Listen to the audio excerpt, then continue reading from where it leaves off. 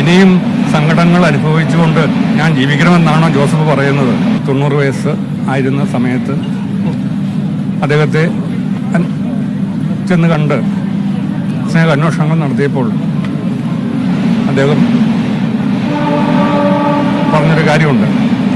അദ്ദേഹത്തിന് നവതിയുടെ ആശംസകളൊക്കെ അർപ്പിച്ച് ഒരു ശതാബ്ദി ആഘോഷിക്കാനുള്ള ഭാഗ്യം മാഷിനും ഞങ്ങൾക്കൊക്കെ ഉണ്ടാവട്ടെ എന്ന് പറഞ്ഞപ്പോൾ മാഷ് എന്നോട് പറഞ്ഞതാണ്, ഇനിയും സങ്കടങ്ങൾ അനുഭവിച്ചുകൊണ്ട് ഞാൻ ജീവിക്കണമെന്നാണോ ജോസഫ് പറയുന്നത്?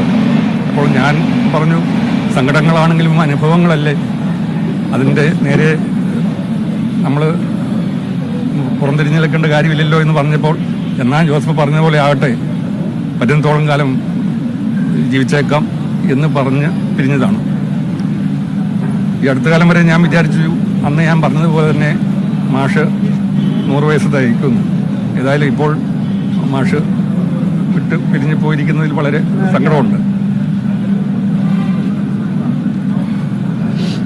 ഏതായാലും മാഷിനോട് ഈ നവതിയുടെ കാലത്തൊക്കെ കുട്ടികളെക്കുറിച്ചൊക്കെ ചോദിച്ചപ്പോൾ എല്ലാ കുട്ടികളെയും ഇഷ്ടമാണ്, പഠിപ്പിച്ച എല്ലാവരോടും തനിക്ക് ഒരുപോലെയുള്ള വാത്സല്യമാണ് എന്നൊക്കെ പറഞ്ഞാലും അവസാനത്തെ ബാച്ചിനോട്, അതായത് ഞങ്ങളോട് ഒരു പ്രത്യേക വാത്സല്യമുണ്ട് എന്ന് അദ്ദേഹം മാധ്യമപ്രവർത്തകരുടെ മുമ്പാകെ പറയുകയുണ്ടായി. അവസാനത്തെ ബാച്ചിലെ ഒരു വിദ്യാർത്ഥിയായിരുന്ന ജോസഫിനെ തനിക്ക് ഒരിക്കലും മറക്കാനാവില്ല എന്നൊക്കെ പറഞ്ഞത് ഇപ്പോഴും എൻ്റെ മനസ്സിലിങ്ങനെ നിറഞ്ഞു നിൽക്കുന്നുണ്ട്.